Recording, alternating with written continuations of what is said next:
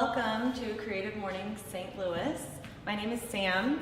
I'm one of the co-hosts for Creative Mornings here, and we're just so happy to have all of you. Before we get started and introduce our speaker, I just want to give you a brief history of Creative Mornings and what we're all about. We're going backwards. Who here has been to a Creative Mornings event before? I think a lot of you, right? Yeah. I like repeat business, so thank you for coming back. And then I know we've got some new faces in the crowd too, so thank you for coming. Creative Mornings is a breakfast lecture series that believes everyone is creative. And we even like to challenge the idea of who a creative person is and what a creative person does.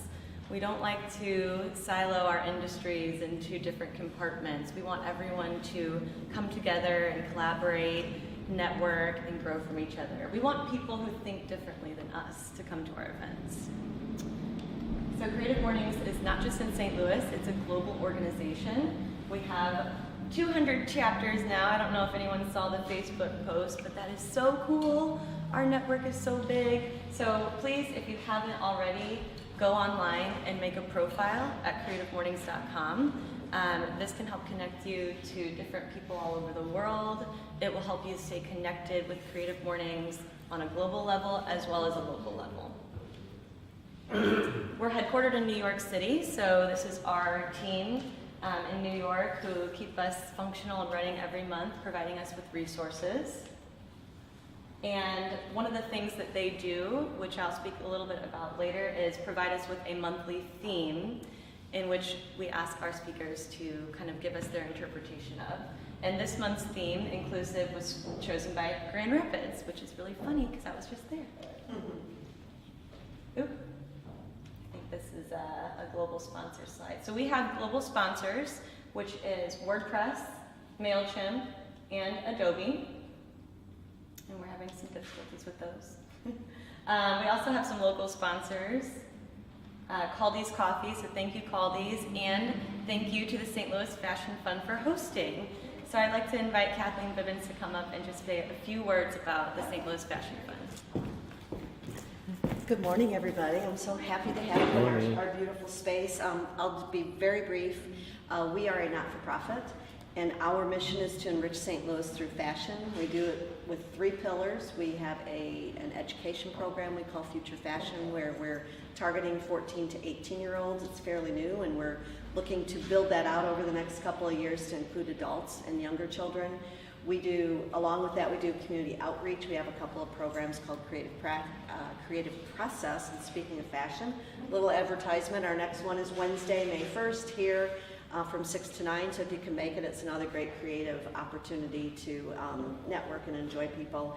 And then our third pillar, our second pillar, is the Fashion Lab, which is really this space where we are building a resident program. We have 8 new designers who've just moved in, and we're working there to build out community collaborations and connections amongst the design and fashion-related businesses in St. Louis.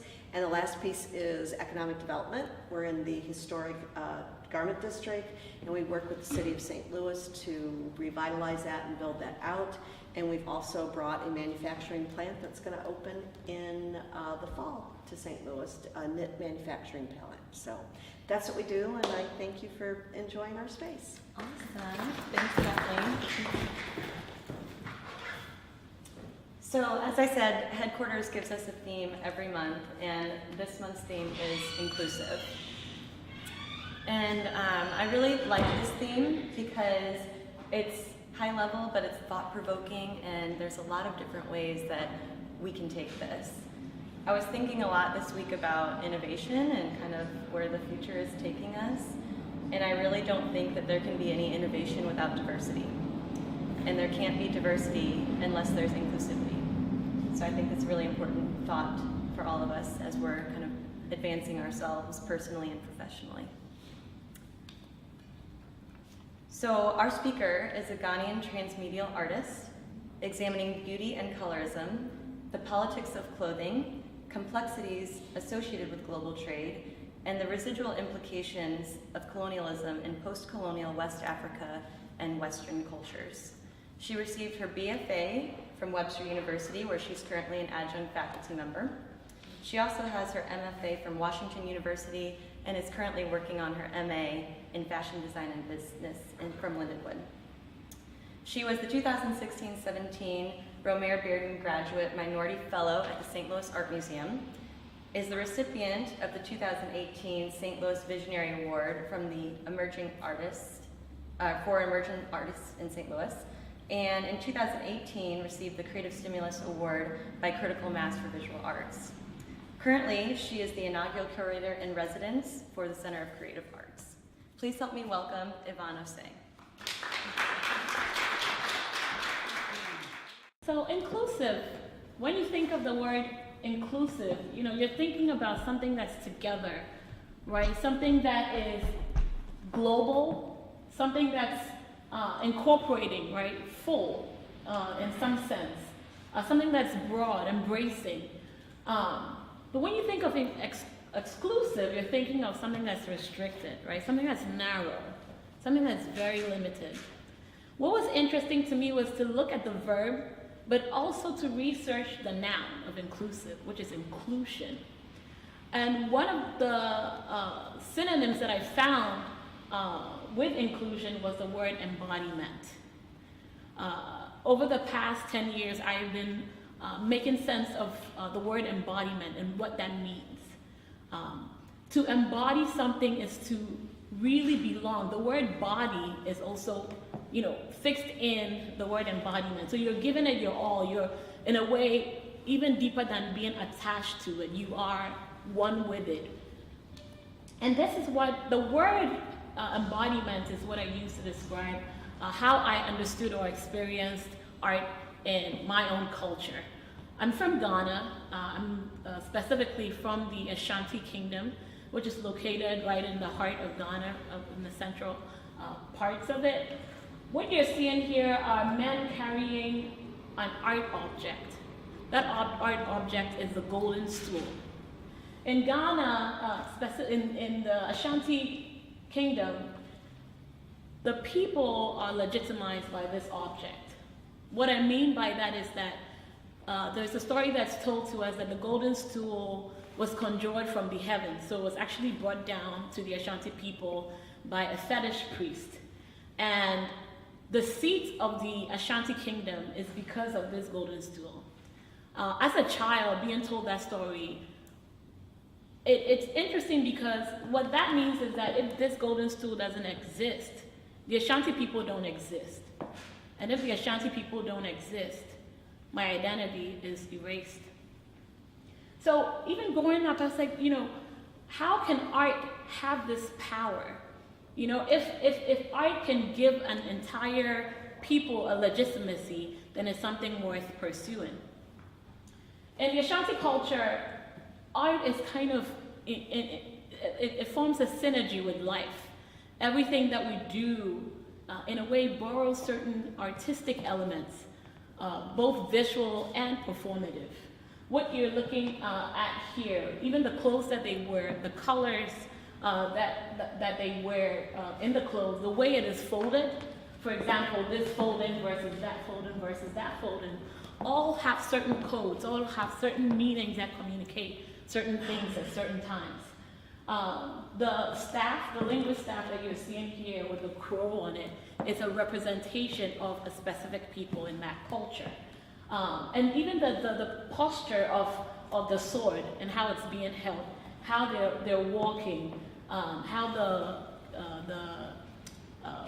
the umbrellas are turning around, are all certain tropes and meanings of certain things. To give you a feel of what it's like, I threw this in there.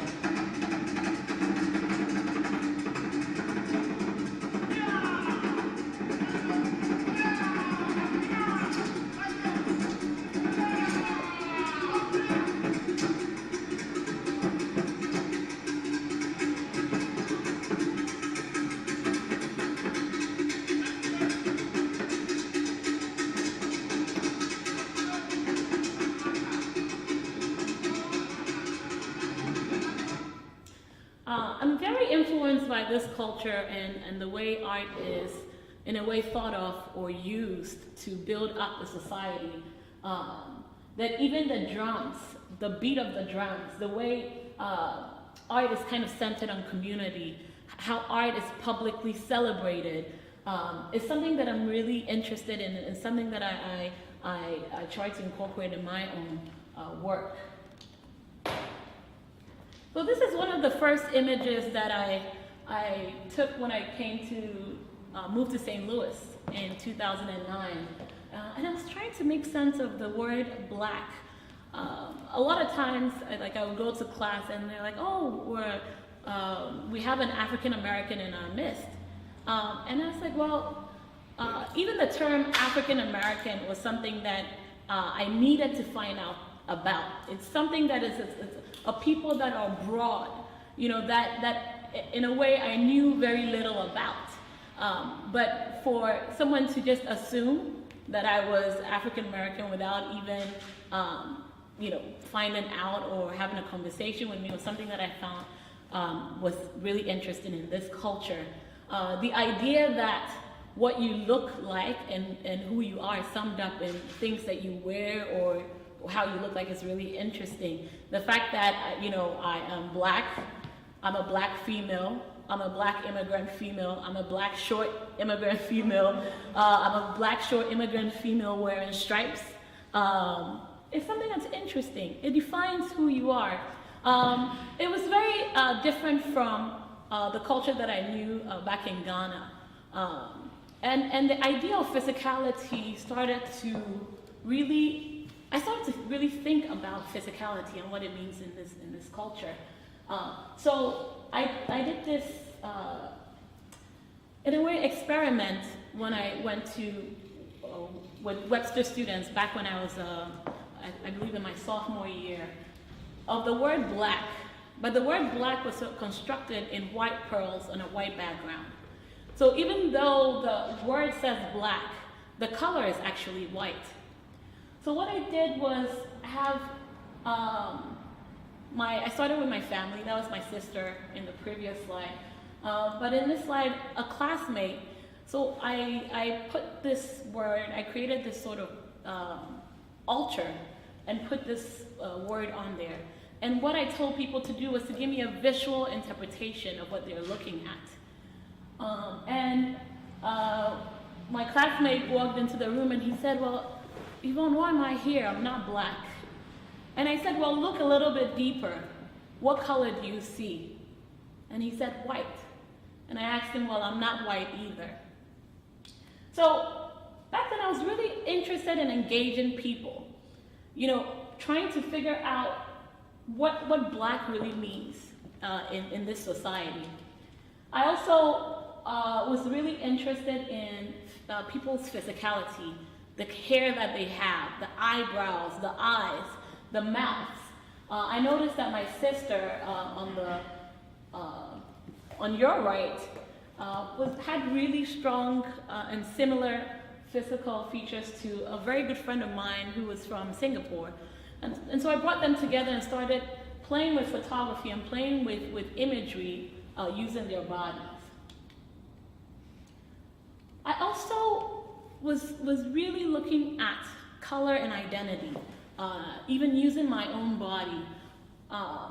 So here I want you to notice that I covered myself in black with black background in a controlled lighting room, and did the same of white background in a controlled lighting room. But you realize that depending on the environment, I get lighter. My skin changes. So I was really in this space of trying to find myself, trying to find my identity, trying to make sense of how the American society understood identity while I was here. Very soon I realized that it wasn't really about black and white, the extremes that I was in a way interested in, but by working with the tangibility of complexions of all shades of color, I will arrive at this idea of blackness and this idea of whiteness. So I started looking at the relationship that color as a formal quality had with complexion.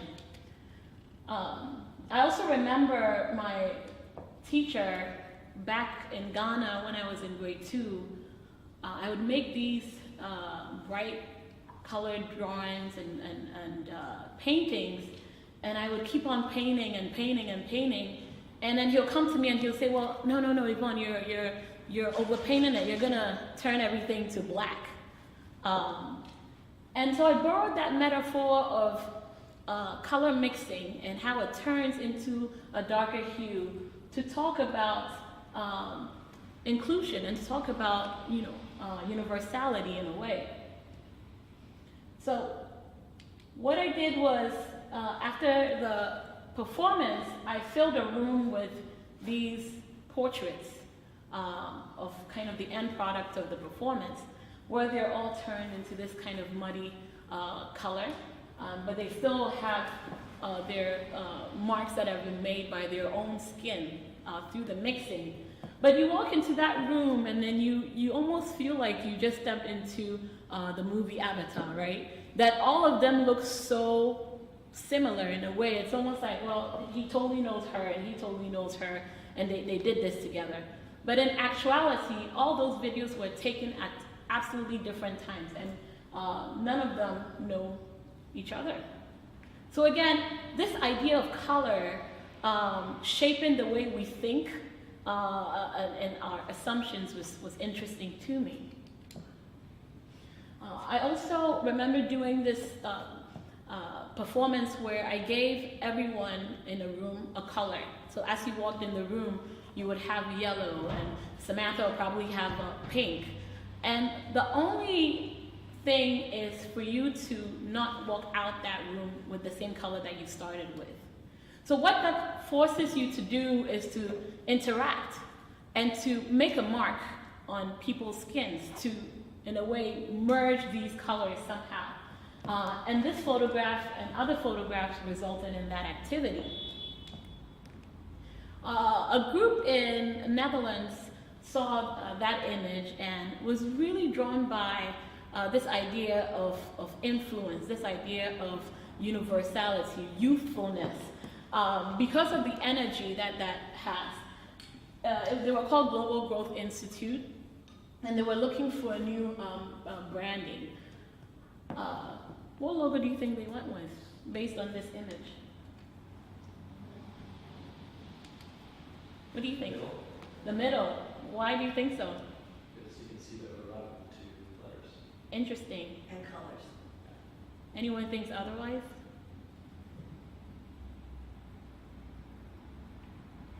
They were actually drawn to this logo. The major reason being the ear of the G and how it kind of reaches out to the eye, almost as a hand, and the fact that it's the brightest part of the logo. But the middle one was kind of their second choice. They were really, but that really sold them this idea of reaching out. And this is kind of how the brand looked. So I also was really interested in people's account of their identity in the United States. Here's a guy that had lived in St. Louis for quite some time, and he believed that anytime he crosses the Delma Divide, he gets a lot of tickets from police officers. And in actuality, the junkyard that we were at, his car had been impounded there before. So using his story and using kind of his story as an inspiration, I decided to talk about this idea of power and erasure in a culture. Again, what you're seeing here is a negation of blackface, this idea of whitening someone's face. But you can also talk about erasure in the sense that his identity has been erased because of the background that he stands in. It's almost taking, in a way, his head. But in Ghana, when you use the kind of powdery substance on your face or on your body, many a times it's seen as a symbol of almost like you're communicating with the spiritual kind of world. It's almost like the physical body exists, but it's transcending in the spiritual world. People also use it when they win a case in court as a sign of victory, and other things like that. So again, I'm really interested in the duality that the work forms with the American culture, but also with the Ghanaian culture as well. So a couple of years ago, I walked into Home Depot and went straight to the painting department, and there was this really pleasant lady there, and I asked her to generate the color of my skin. Now, so she looked at me like, girl, I don't want your trouble, like this, I really don't want to, engage in this kind of conversation. And I told her, I showed her, look, I'm not cracking a joke or trying to put her in trouble or be inappropriate in any way. I was just looking to generate the color of my skin. So then she says, okay, hold on, I'm going to call manager since this is way above my head. And she calls her manager, and this really tall African-American guy comes up and he's like, yeah, can I help you? And I said, sir, look, I'm not trying to be inappropriate here, but can you generate the color of my skin? I want paint that looks like the color of my skin. So he pauses and takes a deep breath, and he's like, you know what, I think I can help you. We have this machine that's the spectrometer, and we can, we stick these swatches in there to generate color. So we can absolutely probably stick your hand in there, and it will generate the color of your skin. I was like, I knew you could help me. So we go ahead and then we go to the spectrometer, and he sticks my hand in and he generates the first color. I'm like, man, this is amazing. Can you stick my elbow in there? Because my elbow is a little bit darker than my wrist. And he's like, yeah, absolutely. So he sticks that in, he sticks my toes in there. We're having a ball, and that night I went out of Home Depot with 7 different colors of my skin. That activity actually led to this activity where I took their bare Pantone swatches, the colors that could possibly relate to a human skin, and went to, at that time I was at WashU, so I went to different parts of the campus looking for people to collaborate with. So you would meet me around school with these stacks, and I would ask you if you want to participate in a performance called Close Enough. So here's one of the participants. I also engaged a librarian at that time who was really pleasant and willing to participate. She's sunset orange or Mexican chili pepper, and things like that. But what I did was I transformed, it was during a time where Mike Brown had been murdered in St. Louis, and I transformed my space into, without the people, if you came there, or well, I would say if it's inactivated without people, you think of it as a painting, some sort of minimalist expression, which is really common in the Western art dialect. But it's activated when someone stands in front of it. And they didn't know that they would have portraits of themselves through color in my studio. So I gave everyone a time to be there at 5 o'clock. It's gonna be amazing. I'll provide some little snacks to go with it. And they also didn't know each other. So I think the only 2 people that knew each other were these guys. But it was interesting to see how conversation starts and how people interact with each other. I really wanted interracial communication to happen in St. Louis during an atmosphere like because of what Mike Brown's killing had cost St. Louis.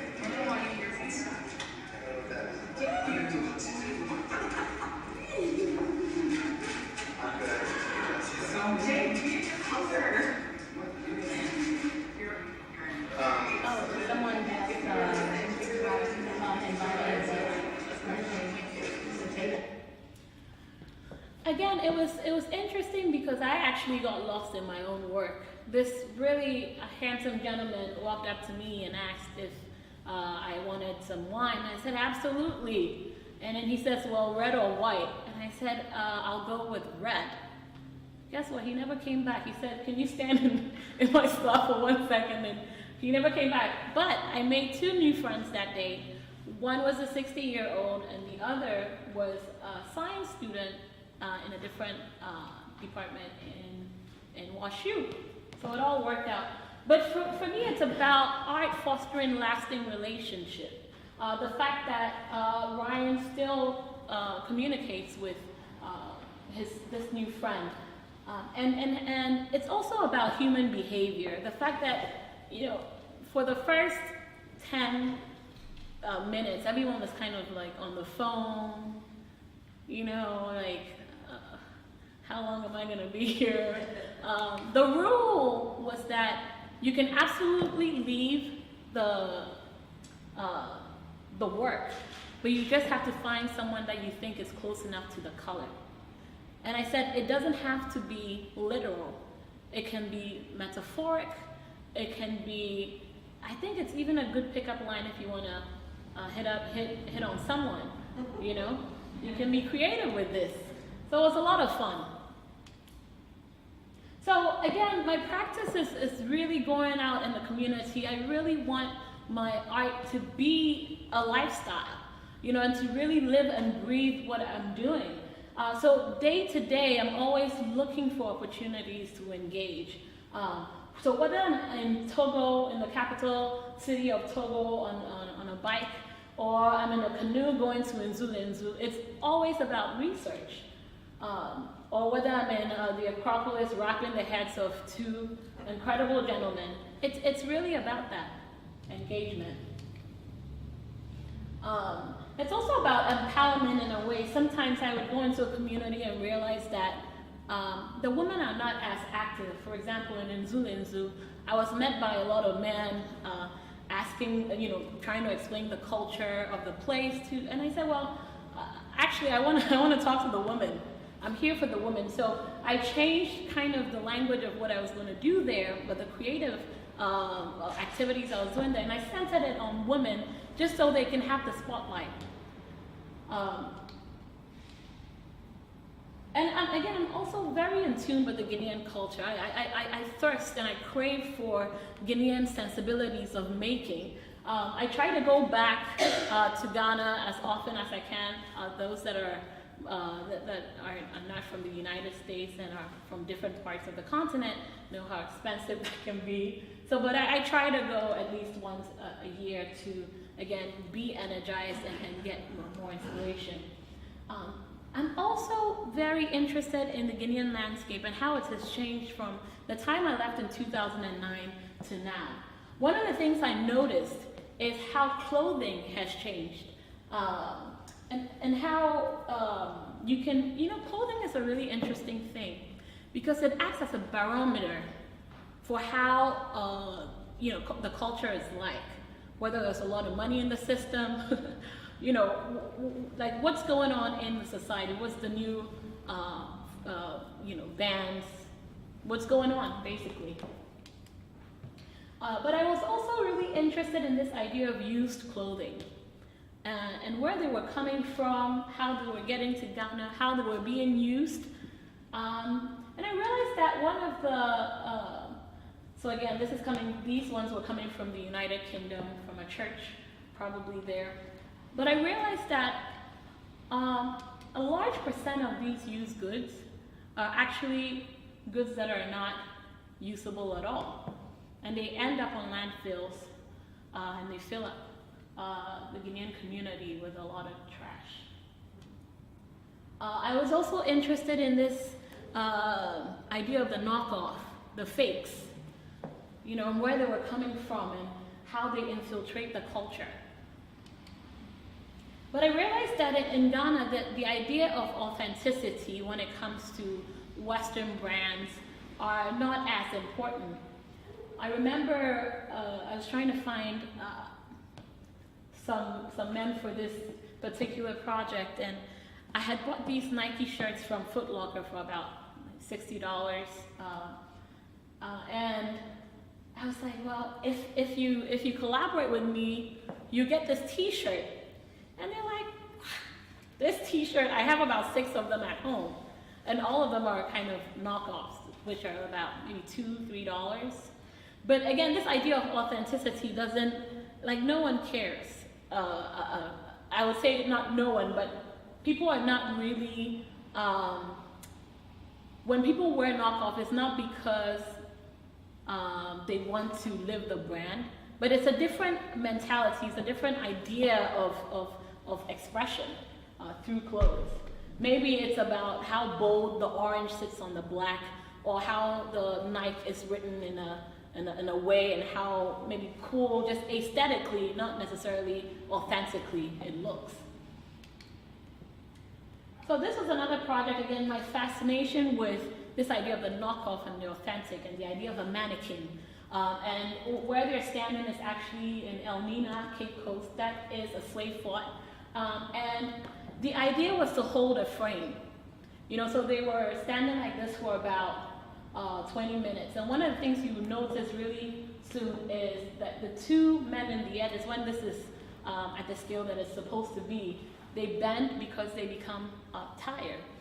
And the idea of holding a frame is in a way to talk about the idea of how we objectify human beings. You know, how we manipulate humans in a way. What you're not seeing are the people that are watching right here, and the new friends that they made through the dialogue that's created by this work. Africa Clothed Me Bare came about when I went to Geneva and saw this artwork that was facing this magnificent building called Jeanette. So that's Jeanette. And it was really interesting because I was traveling with my bags, and at that time I was carrying these knockoff West African fabrics that I had bought at local, I would say the local fabric shops here in St. Louis, actually, that say that they're from Africa, or parts of West Africa, when in actuality they're as foreign to you as they are to me, but they exist on the global aisles here in the US. So I had some of those because I was still processing them, thinking through them. And almost instantaneously, I dropped the bag, stacked up my backpack on my travel bag, and put my video camera on there and started to, I picked one of the fabrics and started to wrap this sculpture. And it was interesting because she was facing the international, what's it called, copyrights building in Geneva. And for some reason I was like, well, what's her significance in this place? So later on I would research and realize that the building she was actually commemorated for the building by a French male artist. And when the building was actually made 7 years after women could actually vote in Geneva. So I started to really think about, also look around and realize that a lot of these nude female sculptures decorate museum fronts, water fountains, and are outdoor. The work is not really about nudity or nakedness, as much as it's about a flip in a power structure. The fact that I am a black female wrapping a white stoned or bronze female Caucasian sculpture. The fact that I have been told so many times that Africans are running around naked in Africa, and they live on trees and whatnot, and to come over here to see that happening through bronze sculptures in the streets of the US, but also in European countries, was something that was really fascinating. but also the legitimacy of nudity and its relationship to nakedness. What legitimizes something as nude, as beautiful, and something as not, as bare. So again, going around really, and it's really about a sisterhood. It's really about, in a way, forming a relationship with this sculpture. And clothing is in a way a ritualistic thing to do. But clothing her, but also unclothing her, because I don't leave these sculptures clothed. Because I think it's important to see the sculpture clothed and unclothed to realize a break in the nudity and an establishment of nakedness. I threw this in there just to give you a sense of how these are wrapped. So this is in Madrid.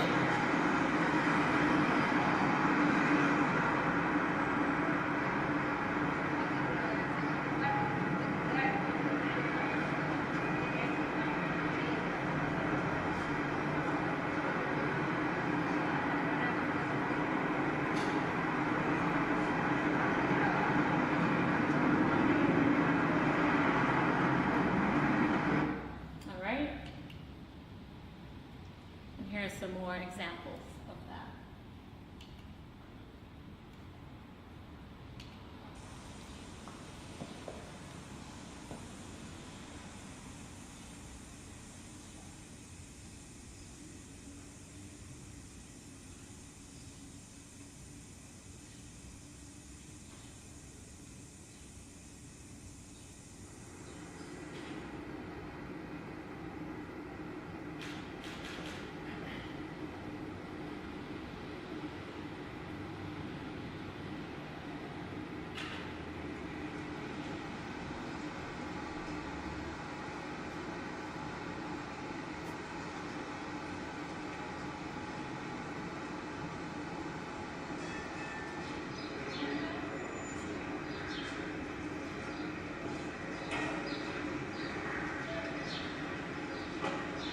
Sometimes I do get help from Sabas.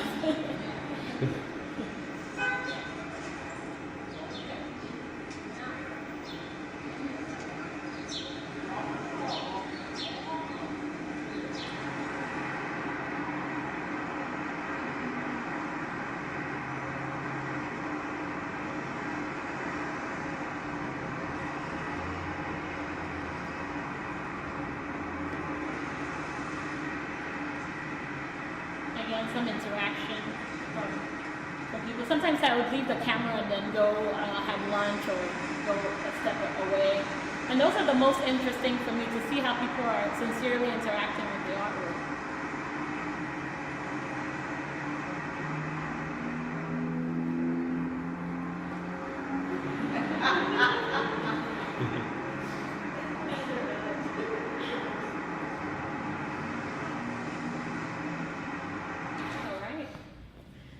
Skin, complexion, eyes, nose, mouth.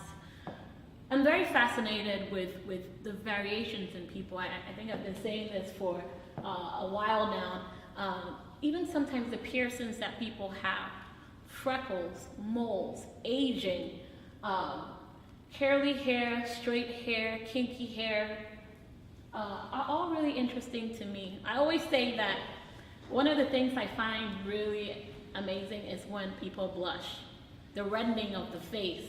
And I know it's not something that it's usually an embarrassing, situation, but it's really fascinating to me, just how people react to different things.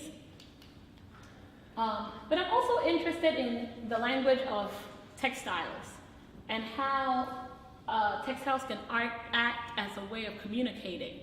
In this sense, it's acting as a way of marketing. But also I was thinking that wouldn't it be really interesting if we could wake up in the morning and be Mexican American through trousers and probably Chinese through a top. And maybe your cap can be made out of Rwandan photographs of Rwandan skin. So what you're seeing here are different skins that have been culminated through photographs. So I have this thing where I just have a collection of photographs of different body parts that I have collected over my travels. And I'm that kind of person that would chase someone with pink hair down in the streets of Paris, or chase someone down because of a mole that they have. So it's, and when I do approach you, please be kind.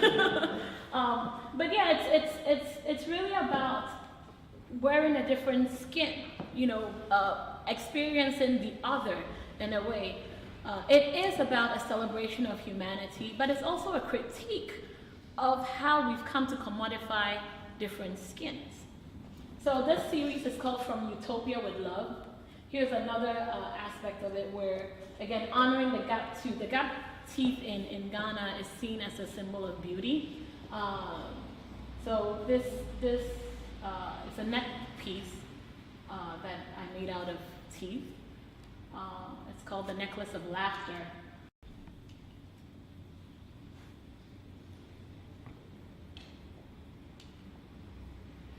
So one of my classmates reached out to me because she had heard that I'm fascinated with moles. I'm fascinated with different parts of people's bodies. And she had these cancerous moles that were going to be removed in a couple of weeks. And she asked me to photograph them. So what I did was I created a garment, which is actually a monument to her in honor of her moles that are no more. But it was interesting that when I wore the garment and I stood in front of her, she couldn't even recognize her own body. So again, it's not only outside, but also bringing it into the museum and gallery spaces. It's also something that I'm interested in, but it's really about embodying these works. One of the things that's captivating about clothing is that it's actually a part of you. You're carrying it, you're embodying it. It's really potent because it's something that you decide on privately, but once you step out, it's a public declaration of who you are and what you represent.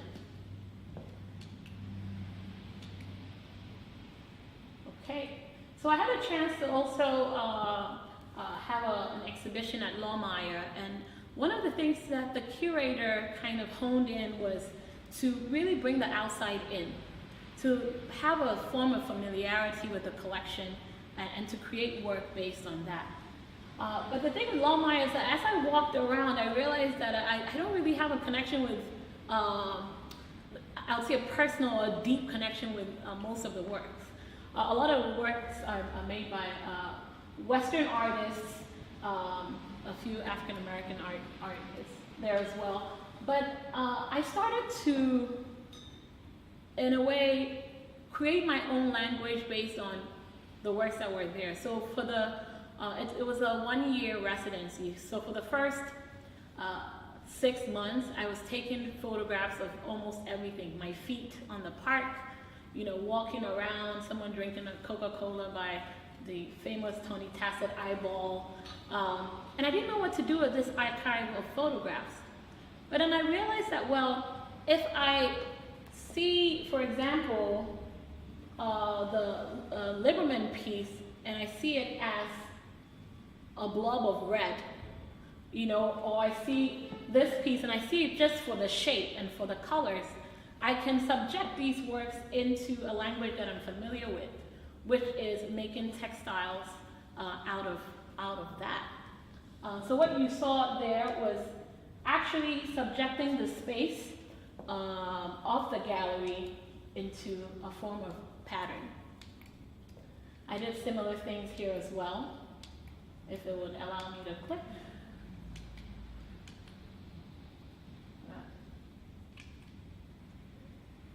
All right, and I saw this really amazing family having Chick-fil-A on the park, and I respectfully asked if I could photograph. But again, it was really also about honoring the culture of the place and what goes on at Lohmeyer. So this is what this is another, again, I said I was taking a lot of pictures with my feet because I didn't know how to insert myself. So when I figured it out, this work is actually called Stand With Me. I placed the work on the ground and actually people were standing with me on the day of the opening. I also created these fitting rooms because I really wanted people to feel connected to the work or engage with the work in a different way. So these fitting rooms, there were about 3 of them, and you could actually go and put on some of the clothes that I made for the exhibition. So again, you're not only experiencing the park that's outside, you're also experiencing it through clothing and through motifs that I had made.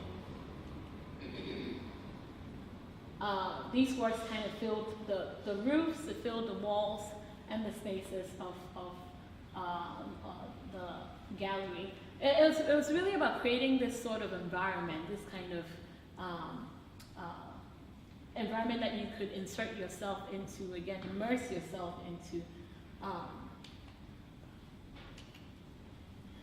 But again, you realize that, again, if you look at the inspiration of the wax print and the history of wax print and other West African textiles and African textiles in general, you kind of see the similarity with the aesthetics of what I'm doing there.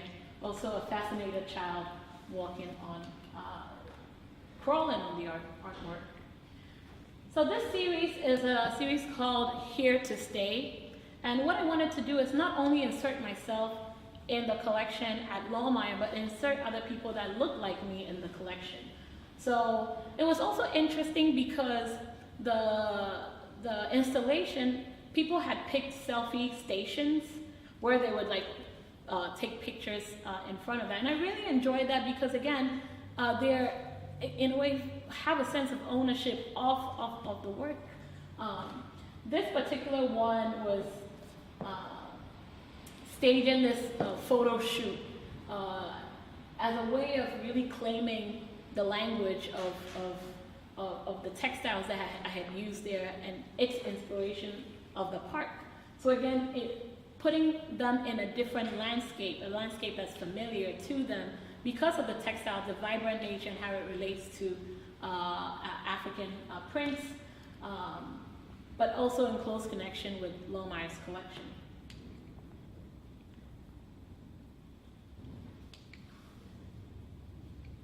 This is the final work I will be talking about. It's my most recent work, Who Discovers the Discoverer?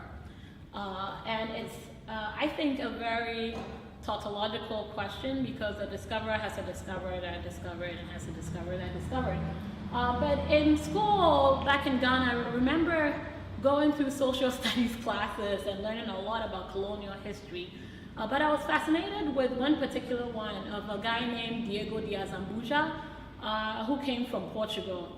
And they believe that in 1471, he stepped foot in Ghana, so he discovered Ghana, right?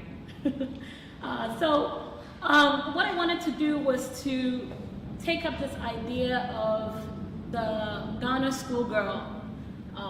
So I appropriated the Ghana public school uniform, which looks like what I'm wearing with the orange and brown, and set off to parts of Europe,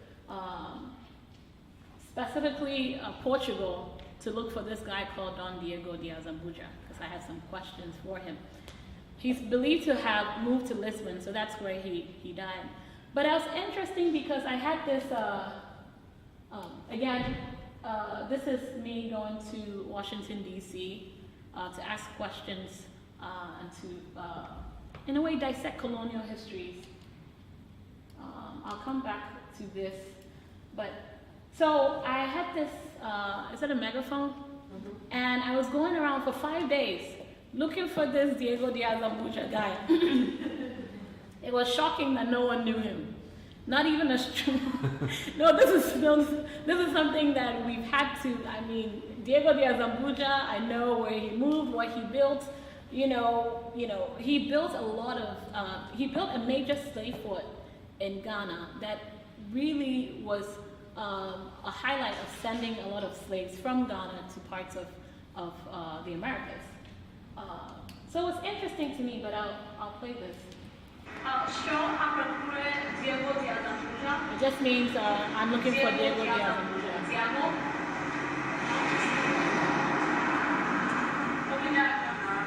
Yes, thank you. So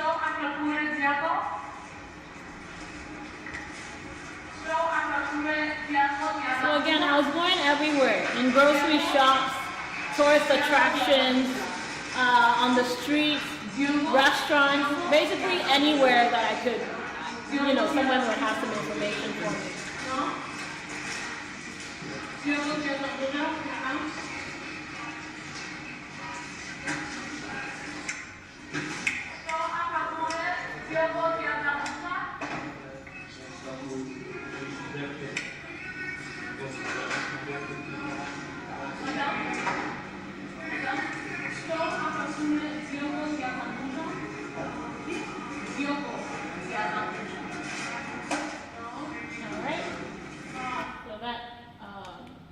I'll just go back and just talk about this work. So the work that I did in France, in Paris, is it's called Briser la limite, breaking seals. And what I would do is I would pretend to be the new landlord for a domestic residential building. So I would either stand there from a couple of minutes or sometimes a couple of hours, pretending to be this new hired person for the door person, security guard, or some sort of landlord. Sometimes I'll again stand in the way. Sometimes I'll act as if I'm kind of breaking in. Like opening the door. Sometimes I'll just stare and wait. But it was interesting to see how people engaged me. And when you think of the door, you're thinking of access. You're thinking of access to a space. One of the things that someone told me was that the thing that feels two temperatures are doors. What's inside, the temperature that's inside here is absolutely different from what's outside. So using the door as a metaphor for access was something that's really interesting to me. When you look at the term breaking seals, the seal of a door is what keeps it open and closed. But it's also breaking a seal of a document. Unveiling certain hidden truths that are on the inside that I'm trying to go in. So again, it's very metaphoric, but I want to tell you just a short story about this. I was laying there for, I would say close to 15 minutes, and I was hoping to lay there for a longer time, and these three French women came up to me and were like, oh, they're speaking in French, are you okay, are you okay? And I was like, oh, it's a performance. They're like, oh, okay. And there were other people that, they were like, oh, don't stand outside, come. I have an elaborate, he had this really fancy staircase. And he's like, you can take more pictures, like a swirl staircase. Like, you can take more pictures here. But there were also, there was one lady that was like, nope, I don't want you by our door. And again, it's really about engaging people and this idea of the other, the Guinean schoolgirl in European, in a European country. But yeah, on that note, I thank you for coming. I know it's really rainy, so I really appreciate you all being here. Thank you.